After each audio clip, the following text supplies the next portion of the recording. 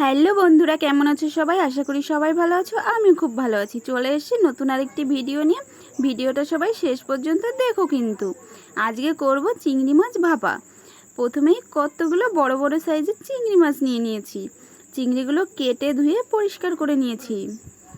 চলো ভিডিওটা শুরু করা যাক।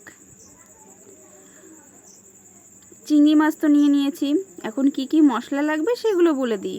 আদা, গোটা জিরে, কাঁচা লঙ্কা, লবণ, হলুদ, সরিষার তেল, আর লাগবে সরিষা। সরিষাটা না আগের থেকে দেখাতে ভুলে গেছিলাম, ওটা পরে দেখাচ্ছি।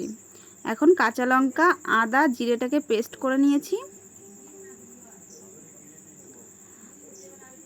এখন সর্ষেটাকে পেস্ট করে নেব।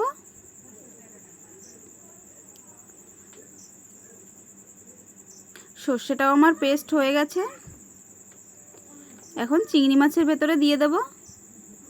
দিয়ে হলুদ, লবণ আর বেশ খানিকটা সরিষার তেল দিয়ে দেব। দিয়ে ভালো করে হাত দিয়ে মেখে চিংড়ি মাছটাকে এখন ঢাকা দিয়ে রেখে দেব। এদিকে কড়াই বসিয়ে দিয়েছি। কড়াইতে পরিমাণ মতো সরিষার তেল দিয়ে দেব। আর চিংড়ি মাছটাকে না প্রায় 30 মিনিট মতো ঢাকা দিয়ে রেখে দিয়েছিলাম। এখন গোটা জিরে, একটু তেজপাতা দিয়ে দেব। দিয়ে চিংড়ি মাছটাকে দিয়ে দেব। একটু নেড়ে চেড়ে নিয়ে জল দিয়ে দেব। 15 মিনিট মতো ঢাকা দেওয়ার পর আমার চিংড়ি মাছটা এমন হয়েছে। চিংড়ি মাছটা আমার প্রায় রেডি হয়ে গেছে। এখন নামিয়ে নেব। চিংড়ি মাছটা নামিয়ে নিয়েছি। খেতে না দারুণ টেস্টি হয়েছে গরম ভাতে। তোমরাও আমার মতো ট্রাই করতে পারো। আর আমার ভিডিওটা যদি ভালো লেগে থাকে like, comment, share and subscribe করে দিও। দেখা হচ্ছে অন্য কোনো সুন্দর একটি ভিডিওতে। বাই।